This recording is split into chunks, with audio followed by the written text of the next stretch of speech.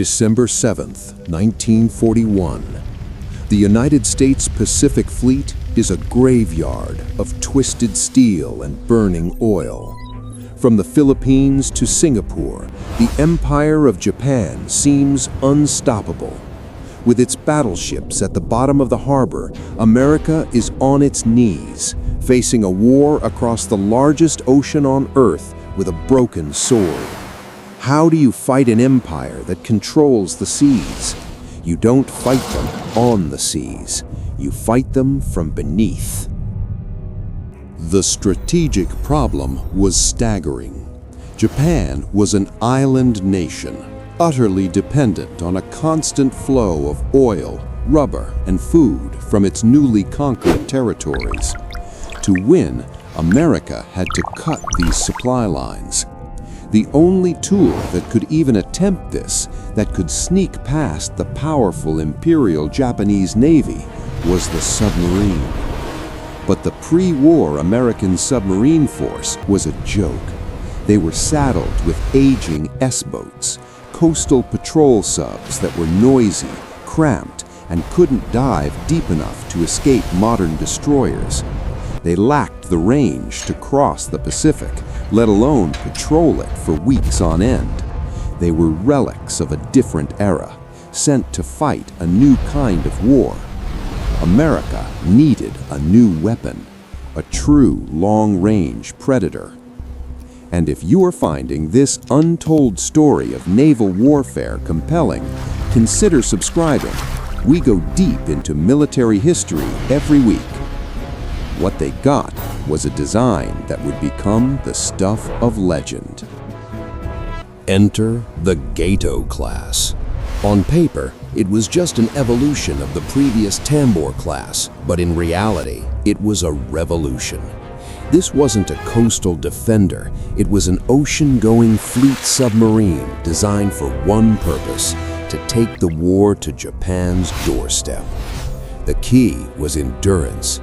They carried over 116,000 gallons of diesel fuel, giving them a patrol range of 11,000 nautical miles. They could sail from Pearl Harbor to Japan, hunt for 75 days, and return. They were also built for the cruise. For the first time, submarines had air conditioning, a vital innovation for patrols in the sweltering tropics. They had freshwater evaporators, refrigerators, and more space than any sub before them. It was still cramped, but it was survivable. It was a home for 80 men who would spend months submerged in enemy waters. From the shipyards of Electric Boat and Mare Island, these steel sharks began to slide into the water, each one a 1,500-ton promise of vengeance.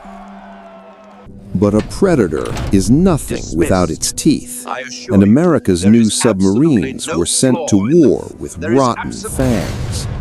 The Mark 14 torpedo was a technological disaster. It was plagued with multiple devastating flaws that the top brass at the Bureau of Ordnance refused to admit. First, it ran too deep. Skippers would fire a perfect shot, hear the propeller sounds pass right under the target, and nothing. It was set 10 feet deeper than the dial indicated. Second, the magnetic exploder, designed to detonate under a ship's keel, was overly sensitive. It would often detonate prematurely, miles from the target, giving away the submarine's position. And worst of all, even if you fixed the depth and disabled the magnetic exploder, the contact exploder often failed. The firing pin mechanism would buckle on impact, turning a direct hit into a harmless clang of steel. For the first 2 years of the war, American submariners were risking their lives, firing torpedo after torpedo, only to watch them fail. The crews knew. They reported the failures, the duds, the premature explosions. But back in Washington, the Bureau of Ordnance blamed the skippers for poor shooting. The frustration was immense. Imagine lining up a perfect shot on a high-value tanker, a shot you've stalked for hours, only to be rewarded with a dull thud. The turning point came with men like Vice Admiral Charles Lockwood. Taking command of the Pacific Submarine Force, he listened to his men. He was a submariner himself and trusted their reports.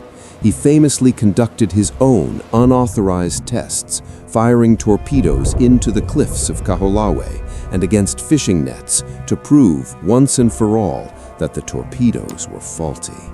It was a rebellion against bureaucracy, waged thousands of miles from the front lines, and it was a battle they had to win before the real war could even begin.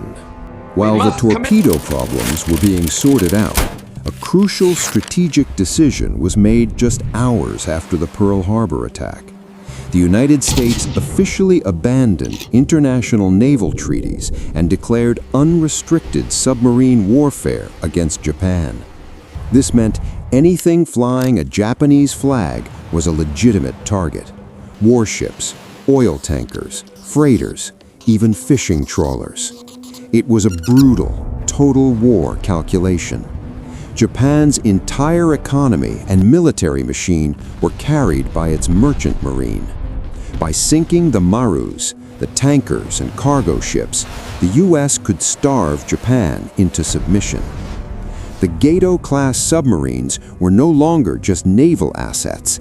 They became the primary weapon in a war of economic attrition.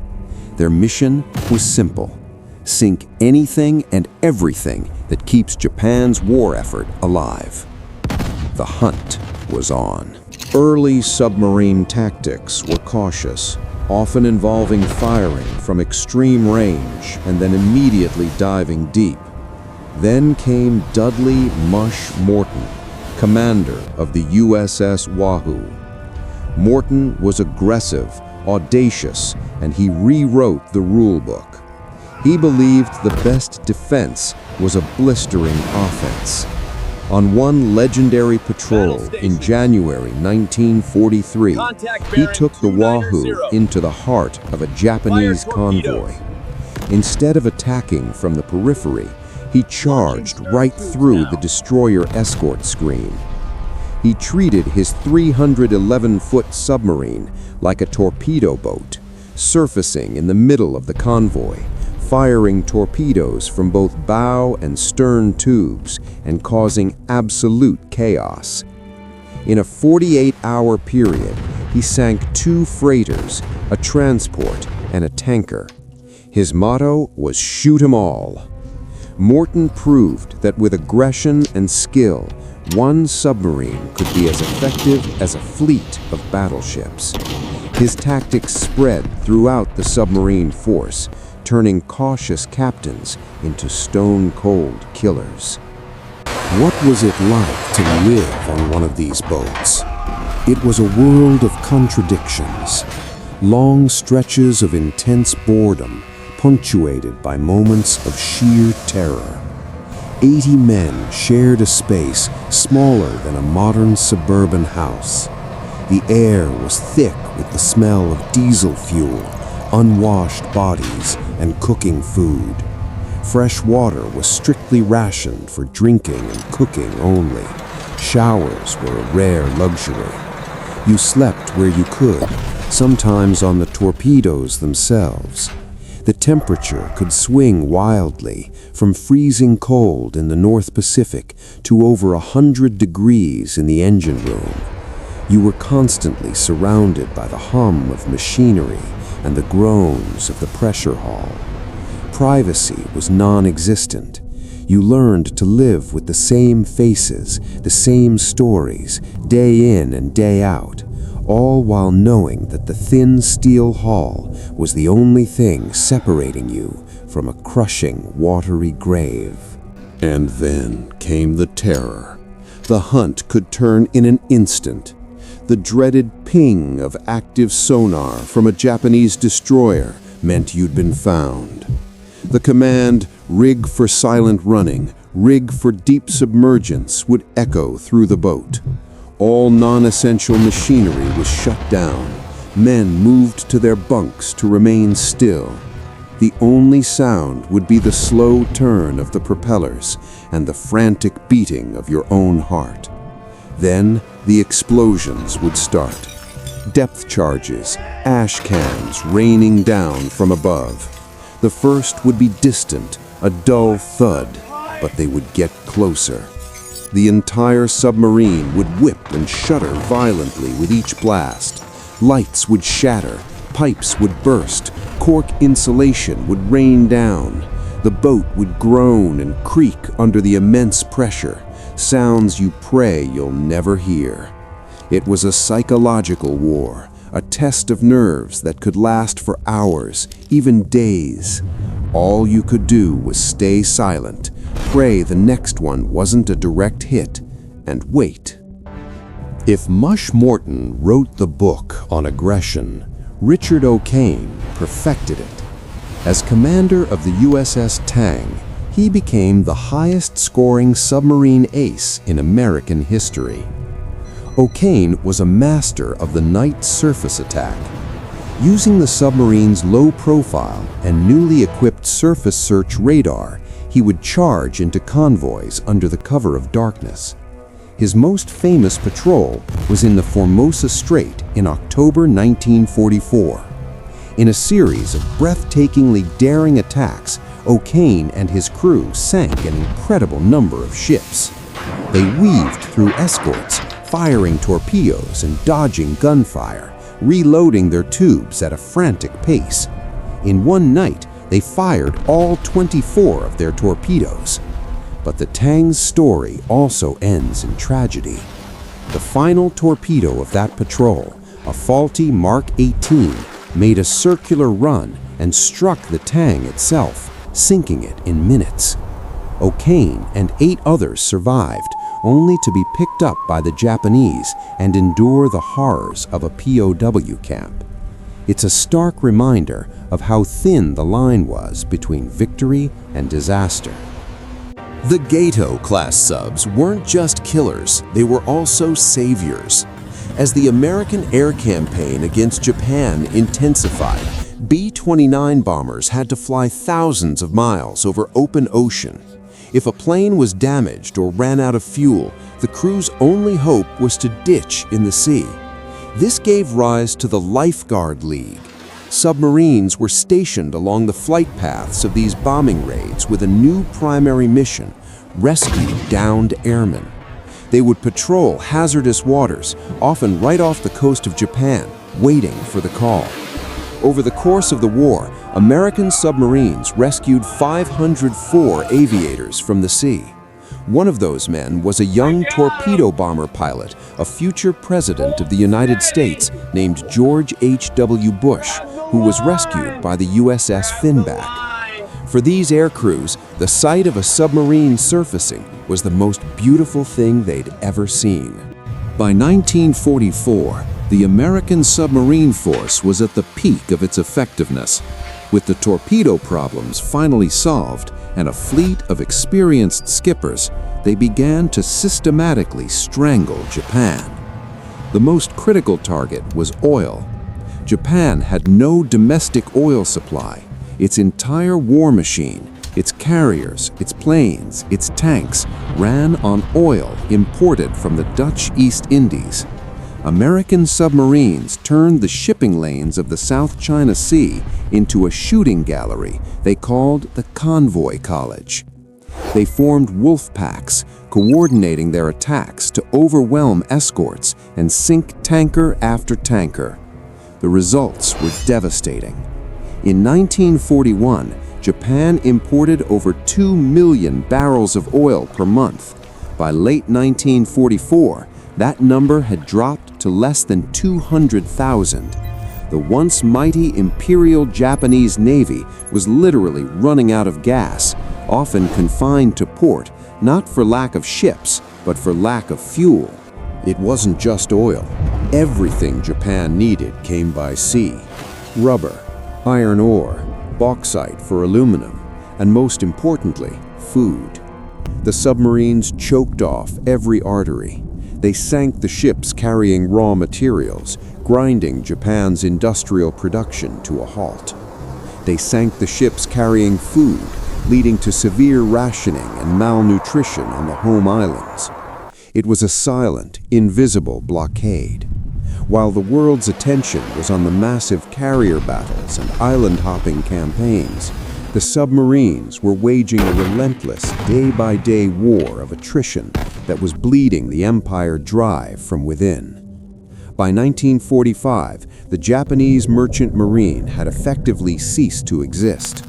The submarines had severed the head of the snake from its body, ensuring that even if the army on the mainland kept fighting, the industrial heart of Japan could no longer support it. While their primary targets were merchant ships, the submarine force also landed some of the most spectacular punches against the Imperial Japanese Navy.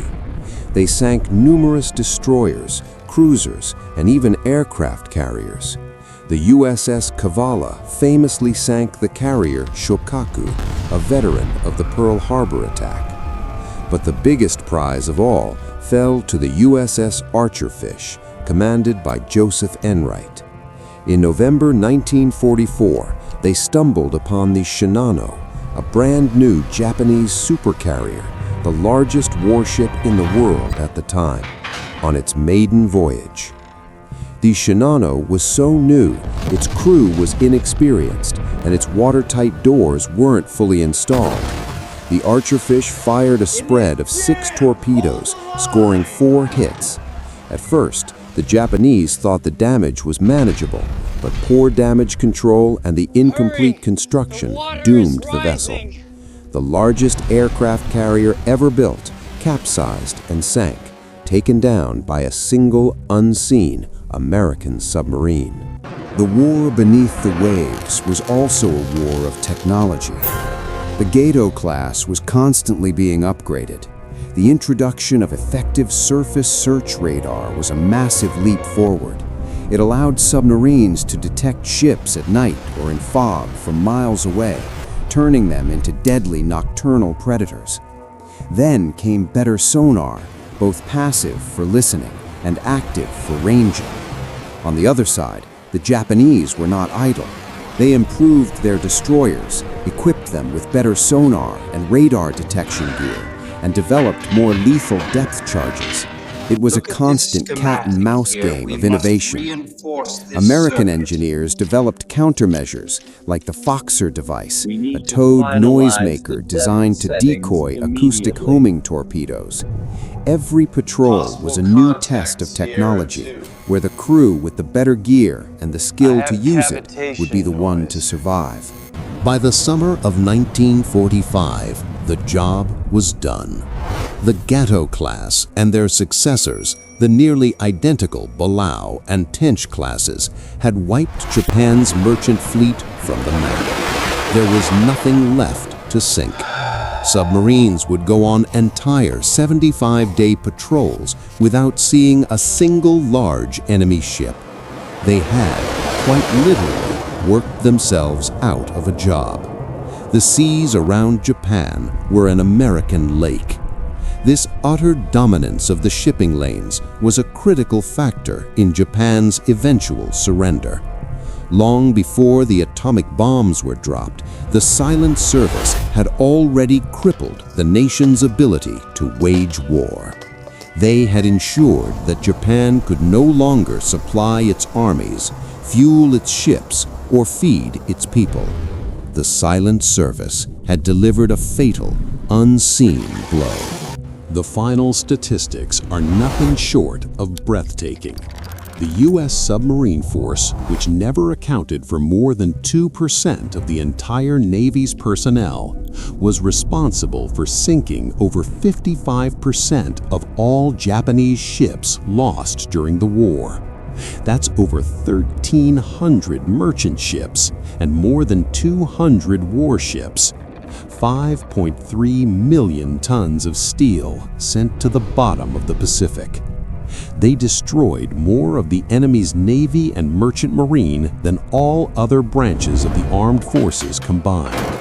No other weapon system, no other branch had such a disproportionately massive impact on the outcome of the war. For an investment of less than 2% of the naval force, America received an incredible return that arguably shortened the war by years and saved hundreds of thousands of lives. But this incredible victory came at a terrible cost.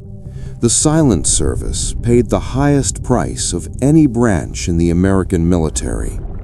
52 U.S. submarines were lost during World War II, taking 3,506 men with them on their final patrol. The casualty rate for submariners was nearly 22%, the highest of any service. For every 5 submariners who went to war, 1 did not return. These men knew the risks. They volunteered for the most dangerous duty in the Navy, accepting that if things went wrong, there would be no rescue, no escape. They were entombed in their steel coffins, forever on eternal patrol. Their sacrifice was as immense as their contribution. The Gato-class and its successors didn't just win the war in the Pacific, they defined the future of undersea warfare. They proved that a submarine was not just a coastal defense vessel, but a premier strategic weapon capable of projecting power across oceans and bringing an industrial nation to its knees. The lessons learned in their design, their tactics, and their deployment directly influenced the development of the first nuclear-powered submarines. Today, many of these historic boats are preserved as museum ships, silent reminders of a time when they were the most advanced and feared weapons on the planet. They stand as monuments to the incredible engineering that created them and the courage of the men who sailed them into history. So, was there a single weapon that won the war in the Pacific? Before the B-29, before the atomic bomb, there was this silent hunter, a weapon that didn't just fight battles, but dismantled an entire empire's ability to wage war, piece by piece, from the darkness below. It wasn't just a good design. For the time, for the mission, and for the stakes, the Gato-class submarine was the perfect weapon. What part of the submarine war do you find most fascinating? The technology, the daring commanders, or the life of the crew? Let us know down in the comments.